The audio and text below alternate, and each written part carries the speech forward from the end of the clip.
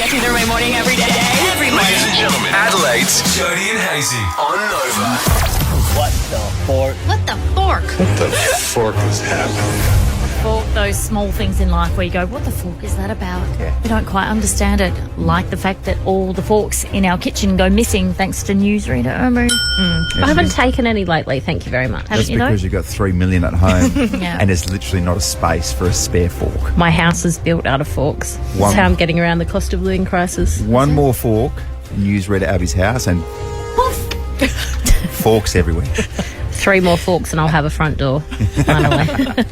We spoke about this yesterday. When your kids tend to embarrass you and you get summoned to your school to say, please explain your child's behaviour. Yeah, this was interesting. Friend of yours, and the feedback that your friend's kid was giving some of the friend's co-students. Yep. In group the other day, all the children were sitting in a circle around said child, and your kid got up and went, I hate you. I hate you, but you're all right and I don't mind you. Appreciate the honesty. Appreciate the feedback. honesty.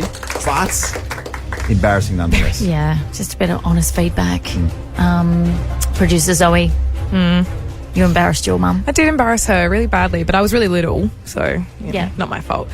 I was old enough to know what I was doing, though. I was mucking around with the home phone back when home phones were a thing. The home phone. Yeah, and I dialed not quite. It was like dial up. Before that. And I called 000 over and over. Not to be a pest, just because I was a kid and I was bored. And You think that's funny? No, I didn't think it was funny. You think that's a funny situation? No, how did I become a villain here? Anyway, no, I was just mucking around and left them lots of little messages and such, and then Mum got multiple calls back, and they were not impressed, and she got an official warning for wasting police resources because I was calling the What phone was over the and nature over. of the messages? As in what I was leaving. Yeah. I think I was just doing, hey. Like I was 5. So I was like, hi, I'm Zoe. And yeah, they called her back multiple times and said, one more false call and you'll be in trouble. Wow. Can't muck around with police resources. How very surprising that they weren't impressed with I a know. cute little 5-year-old. Punching in triple O. I know. Super cute. 13 24 10, let's do this. When has your child completely and utterly humiliated you? Yes. Anyone who gets on air, we're going to put you on the standby list for our winter weekend escape, which we will announce on Friday. I've got a 3-year-old daughter. Yep. She's a handful. She's a lot. Oh, she's a lot. She's a Lottie. lottie. What about unrelated story? Yesterday, she couldn't go to ELC because she's got a sore neck. She's 3 with a sore neck. Just slept badly, a bit of a sore neck. Yeah, right. Yeah, but we tested her, Yeah. and she was looking straight ahead, and she was like, I can't move it to the left. And then Cara said, oh my gosh, Lottie, look, you're on TV. Whew. Swung around. Turns out the neck was pretty fine. The tantrums that they absolutely go through. Yeah. And also my 5-year-old, my 3-year-old, when I wasn't looking for 2 seconds, wrestling in the middle of Willow Bend. Yeah. And amongst a bunch of people who clearly didn't have kids because they were seriously offended. Yeah. That's embarrassing. Good times, though. So embarrassing. Good times. What the fork? What the fork? What the fork is happening? What the fork? When did your kids embarrass you, rather, on 13 24 10? We're taking your calls this morning. Goodness me. Shannon, good morning. Hello, good morning. Hello. Hello. Hello. Can you hear me? Yes. Yeah, sorry. Actually me, it's my sister. My nephew, he started school a few years back. He's in year 2 now. And in his first years of school, he met a little boy who was unfortunately born with one arm. And he said to the child and his dad and my sister that he didn't want to be friends with this child because he didn't want to catch what he had. Oh, no. Yeah. Oh, my So my goodness. sister was very, very embarrassed about it, but they're good friends now, my nephew and this little boy, and the dad was more than understanding and, you know, kids will be kids sort of situation. Oh, my It's an goodness. innocent thought. Yeah. It's an innocent thought. Yeah, A true. concerning thought for a youngster. Okay, let's go to Lisa. Good morning, Lisa. Hey, how are you? Good. When did your kid embarrass you? Oh, horrendously. He was learning he was learning to at kindergarten to give the correct terms to male and female genitalia, and he was roughly just about 3 when he started kind of reinforcing that. And we were going through Coles, and he said to the lady who was at the cashier, do you have a penis or a vagina? And she was just looked mortified. So was I, and I just said, oh, like, don't feel like you have to answer that at all. If you want to, though, like, go straight ahead. And she said, yeah, I do. And she kind of mumbled, yeah, I do. I've got a vagina. And my son was like, oh, wow. And he said, oh, I don't. He said, is yours a superhero one? And she was just like, no. And I was like, I'm so sorry. And then I said to him, like, if it was, she would clearly be in Las Vegas earning millions. But anyway, so it's not. So, yeah, honestly. So he was just going through that stage where he was just asking everyone if they had, yeah. And, so anyway, it was just, something that you try and do, like pleasantries, that just went straight to the point. Yeah, sure. Do you know what, Lisa? It was funny. He doesn't grow out of it either. I mean, even at the age of 39, mine's a superhero too. So. It's just something that starts very young. Actually, I could tell you some other pearlers, but I'll leave that. Thank you, Lisa. There you go, 13, 24, 10. When have your kids embarrassed you? Yes, let's go to Wes from Seaford Heights. Good morning, Wes. Morning, guys. How are you? Okay, good, thank you. What happened? So my son used to walk when he was going shopping with the wife in like a Woolworths or something like that. He used to walk up to a father and say to the missus in front of the dad, "Is this my daddy?"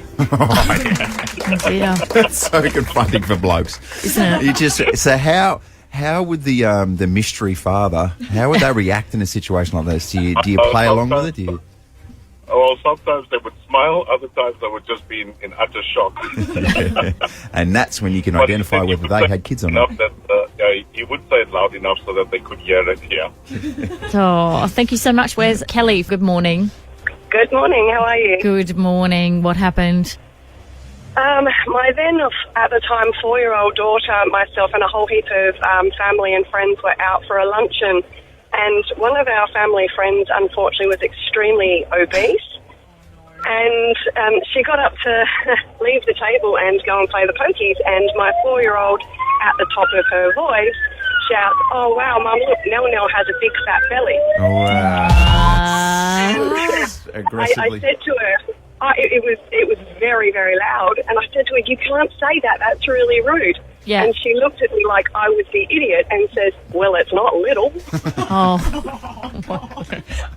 You're like, I'm not saying I disagree with you. I'm saying you shouldn't say it. Yeah.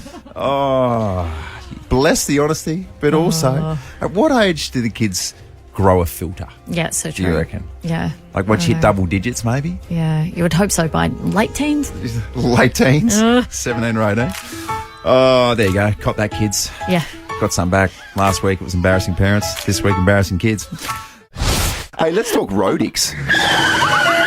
Oh, my God. I feel like deep down we're all pretty aggressive on the road. They've released a big, giant survey, and these are the number one icks facing Aussie drivers. And how about, Zoe, we just throw this straight over to news reader Abby, because why do you get the feeling that you would have some strong opinions in this space? Excuse me, I'm quite cool, calm, collected on the road, apart from a few things. But also, I think out of everybody, I've got the longest commute. I'm like 35 to 40 minutes from here. That's true. So you've got every right to be bitter. Yeah, so in the mornings, I don't have any problems whatsoever. But driving home, I want to kill everyone. What really, really drives you to the edge? Okay, anyone who drives on the Southern Expressway will know this. Driving on that Southern Expressway home, and every time I keep to the left lane, but you see these cars in the right-hand lane who are going either exactly on 100 or a little bit under, and they don't get out the way. And that, ladies and gentlemen, is the number one ick. Oh, really? facing Aussie drivers. Driving too slow in the right lane. From Yeah. this survey, 55% agree with you, Abs. Yeah. It is the worst. It's the worst. Truly the worst. It's unproductive and annoying. Yeah. But yeah, that would be my biggest thing. I've got a few others, but let's open the room up. Let's have a chat first and see what you guys say. Just bear in mind, we're off at 9:15, okay? I've only got 2 hours to go. Producers, are you? I hate backseat driving. Oh, yeah. Absolutely hate it. Whether it's my housemate who loves to tell me I'm going the slowest way when we go somewhere. Yeah. I know where we're going. All good. But the worst was when I was learning to drive and my mum, Bindi, oh my God, we used to call her a starfish because I would start to even slightly touch the brake and she'd just go, and it's like arms and legs both go, like in a big star shape, and she'd smack the window. My wife does that now. Every sort of slight movement, it's a... You go, what is this? Oh, my God. Does she ever grab the handbrake? Because Mum was a real perpetrator of that one That too. is so dangerous. So dangerous. 23% of people surveyed said backseat drivers was their Nice. biggest ick. It sucks. There you go. And God, what's yours? I got one for you. Cars with loud mufflers. Ooh. Oh, yeah. Oh God. 13, 24, 10. Are you a female who's ever been impressed by someone By a driving with a loud muffler? No, never. Oh, what? No calls. Are the phones broken? What's going on this morning? On top of that as well, here's another ick. People who drive with their music up too loud. Specifically this sort of music. Oh God. What's up, baby? With their loud muffler. with their loud muffler. So imagine this. You're a young girl. You're a young, attractive girl. You see this. And then you hear this. What's up, pretty lady? Hey, can I grab your number? It just rarely works in my experience. For some reason, always, so as you get off the expressway, you come up and you turn right onto Seaford Road. That's how I get home. And there's always usually somebody at those traffic lights with music like that. And it's belting. And you look over and it'll be some older guy. And you think, what are you, like 16? What are you doing? What are you doing? Doing, mate. You're alone, aren't you? There's no one in the passenger seat. Let's also not get past the fact that off air Hazy just said he had a loud muffler. Yeah, when I first moved over to South Australia, I had it was a hot dog on the muffler. I had a VW Golf, and I went to get rid of it, but then it turned out it was like a genuine inside the system type muffler. It was going to cost $1,000. So that was me. Golf? This was me cruising to the Ponderosa. Sup, baby? The other one as well, and this icks a lot of people. 40% of people. When other drivers don't do the thank you hand gesture when you let them in. Yeah, that's frustrating. Because that's the thing. You're either a hero or a complete dickhead. Yeah. It's one single hand movement defines you. 2 categories. There's nowhere in between. Do either of you given a really aggressive wave if they don't wave first? Yeah. So Yeah. that you let someone in, they don't give you anything, you'll give them a full, like, sarcastic Yeah. wave. I've seen Zoe give a 2-finger salute before. I have not done. It's very She aggressive. did it to me at Henley Beach the other day. I saw Abs give the 1-finger salute. The double-handed 1-finger salute while you're driving is hard to do. It's risky. Sometimes, Jodes, and not very often, but sometimes you'll roll in here just a little bit late. That's not fair. No, it's accurate. Well, Okay. okay, agree to disagree. Well, you're telling the story. So But go I ahead. found a study that supports these particular movements. Okay. How's this then? A new study finds that women need more sleep than men because they use their brains more throughout the day. So true. That is so true. So there you go. You deserve an extra 20 minutes. Just a bit of a lie-in. I'm saying there is never a dull moment in my brain. 100%. It never rests. Yes, and these tasks, which the author has coined invisible labour, the behind-the-scenes conception and planning of tasks that keep the family and home afloat. Thank you. You're Well done. welcome. Good stuff. Yep. Double round of applause for you. So, George, you should be getting at least 7 hours of sleep at night. Yes. But you're not. No. That's also the problem. Okay. So you've got this brain, which is chock-a-block organising your family and probably my family and everyone else's family, the Nova family. Yep. And then you come in here, you're an absolute mess. And it's because you're not getting enough sleep. I'm just kidding. Wow. You come in here, you're an absolute thing of beauty. Yep. But you now have a licence to come in a little bit later to get that extra 20 minutes of shut-eye. What I have taken away from that is that the extra 20 minutes that I sleep in, therefore I am late 20 minutes, Yeah. is rewarding everyone. Yeah. Is that right? That's one way to look at it. We've spoken about this before, what's going on in your brain at any one time. It's pretty complicated. I'm so hangry. How many grams of fat in an air-fried hash brown? I'll just have a coffee instead. Is that too much? My wedding ring needs a Has Harper got parent-teacher interviews this afternoon? I hope she took a jump. I hope she doesn't end up a drug addict. Can I put the washing on the line? Why did Reverend Nan yell at me in religious studies in year 5? I wonder how I'll die. Have I made a will? I need a pedicure, shellac or normal? Who do we play in netball this week? Why did I make the Thunderbirds? Are they aliens? Does Hazy like me? Is he an alien? Am I still cute? Why is Shepherd avocado so hard? The big question from that is, how do I make the Thunderbirds? That's a little bit too far. Conversely, in my brain right now, just a bit of a theme song. Yep. And then every now and then, They win by 112 points as Kenny might get the run at the flag after all. then back to this. And that's it. And that's it. Wow. Isn't that beautiful? Oh, my God. I never thought I'd say this, but I want to be in your brain. It's so beautifully bad. Time now to talk cats and dogs and bring in news, Rita Ab, because she got that dog in her.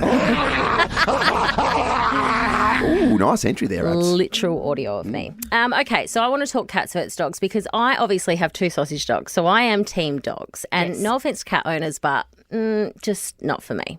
Just not for me. Cats are annoying.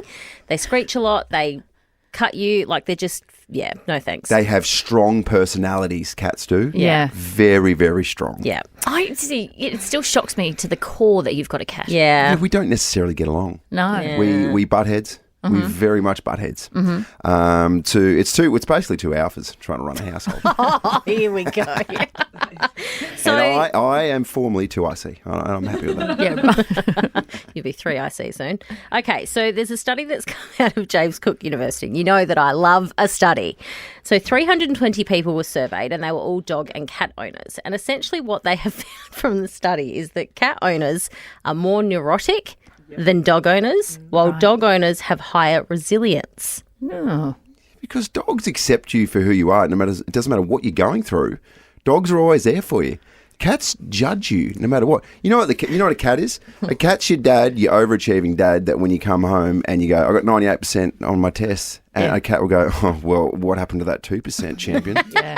Champion. What happened there, sweetie? You'll never love me, Mr. Cat. See, I think I find this interesting because I do find like cat owners are just a special. I'm going to annoy so many people with this and I'm probably going to be hated, but cat owners they're a special breed in themselves, I think. Yeah. To have a cat that craps in the house, can't deal with it. Whereas dogs, at least with Tank and Tori, when they pee me off, I can throw them outside and go and have dog time, and they go and crap on the lawn and I don't have to deal with them. What I will say, though, is the perks of a cat, though, most cats will go and crap outside and bury it. Oh, really? They're very efficient with that. Our cat does. What? Yes, he tiptoes around and buries it, and he's very Are you sure you've got a sometimes cat? I can hear him as well. He's like, ugh, gross.